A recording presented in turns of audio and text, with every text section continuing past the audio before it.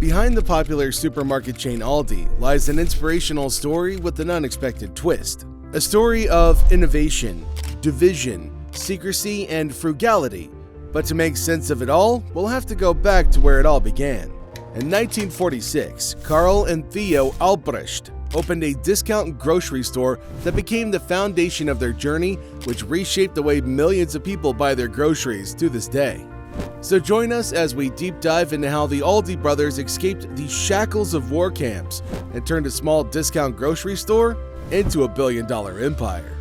Karl and Theo Albrecht, the founders of Aldi, began their remarkable journey from the most modest of origins. Karl and Theo were born in Essen, Germany in 1920 and 1922, respectively. Their neighborhood was a working-class area known for its rundown conditions and inhabited by people of modest means. The widely accepted narrative suggests that their father was a miner who shifted to running a small corner store, which their mother managed during his service in World War I. However, there are contrasting accounts, with the third-generation Karl Albrecht stating that their grandfather was a baker's apprentice. Despite the discrepancy, it's clear that their upbringing was far from extravagant. The brothers' entrepreneurial spirit emerged early in life when they embarked on their first business venture, selling bread rolls out of a wooden wagon on the side of the road. These humble beginnings instilled in them the values of hard work, determination, and the basics of commerce. Then World War II cast a shadow over their lives. Essen, home to Krupp armaments, was a prime target for Allied bombings, with over 200 missions aimed at the city. Both Karl and Theo were drafted. Theo joined the Afrika Korps under Rommel, while Karl served in the Wehrmacht on the Russian front. Karl's wartime experience was particularly harrowing as he suffered a severe leg wound, survived being captured, and endured a grueling march across the Eastern Front where many of his fellow comrades had fallen. After their release from prisoner of war camps, the Albrecht brothers returned to Essen and back to their family's corner store. It all started with a small corner store, a mere 1,000 square feet in size, on the ground floor of a 4-story brick row house. The brothers not only operated the store, but also lived right above it. This original Albrecht store, though tiny by today's standards, served as the launchpad for their grocery empire. Its modest appearance and compact layout were a far cry from the sprawling supermarkets we know today, but it was the start of something big. However, running a grocery store in post-war Germany was no walk in the park.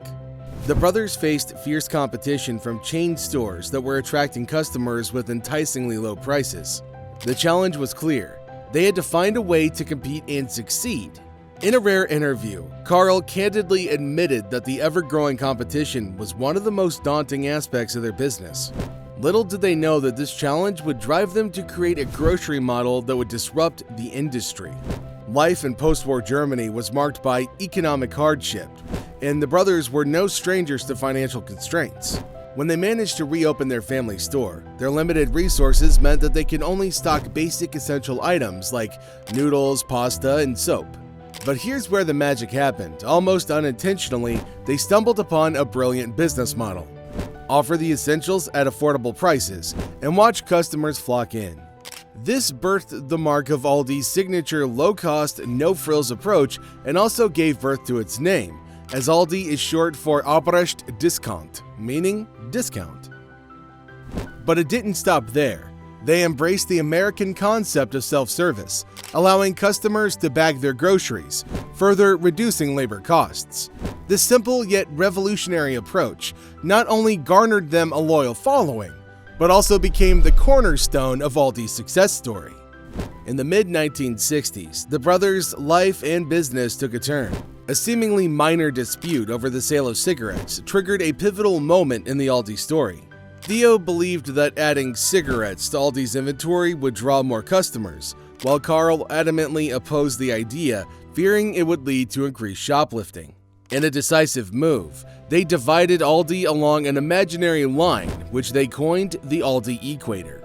Theo took charge of the stores north of that line under the brand Aldi Nord, which is German for north. Meanwhile, Karl managed the stores to the south, forming Aldi Süd, German for south. However, this division went beyond geographic location. and marked the inception of two distinct Aldi identities with their own logos, colors, and philosophies, and officially separating them legally and financially in 1966. But what's remarkable is that despite this division, the brothers maintained a cooperative spirit. Aldi Nord and Aldi Süd, while separate, found ways to collaborate and support each other.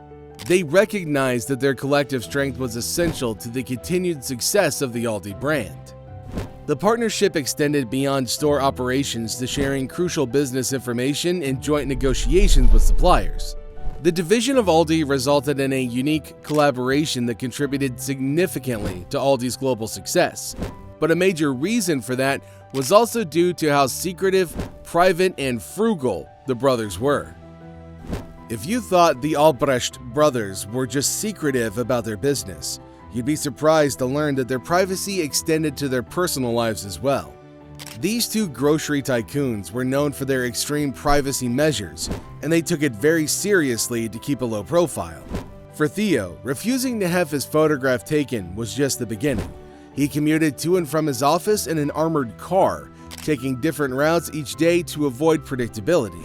When staying in hotels, he always had an escape route meticulously planned, just in case. Carl, equally committed to privacy, lived in a home concealed behind a terrace wall.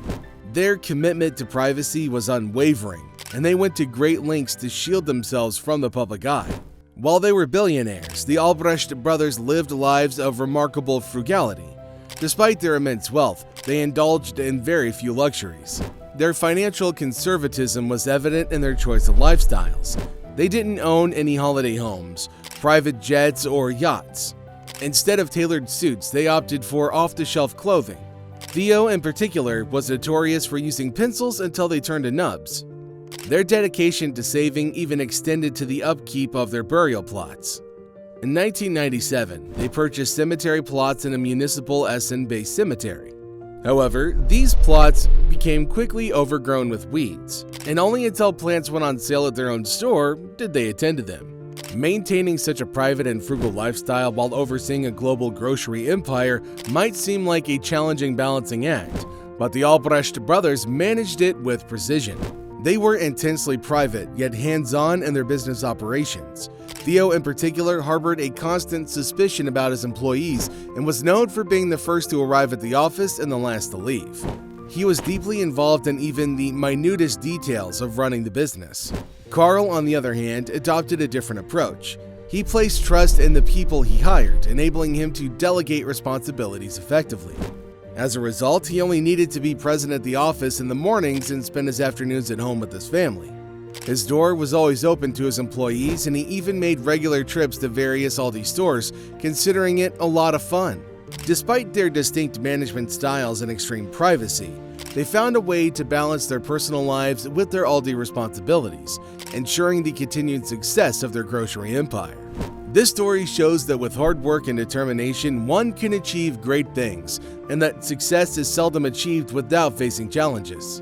The ability to overcome those is what sets those who achieve their goals apart from those who don't. The brothers transformed a small food discounter into a global retail powerhouse, reshaping an entire industry. Isn't that just incredible? So if you liked this video as much as you liked boxing up your own food and snacks at Aldi's as a kid, which I loved, then don't forget to subscribe to our channel and smash that bell icon as well so that you get a reminder every time we post. Thanks everybody, we'll see you next time.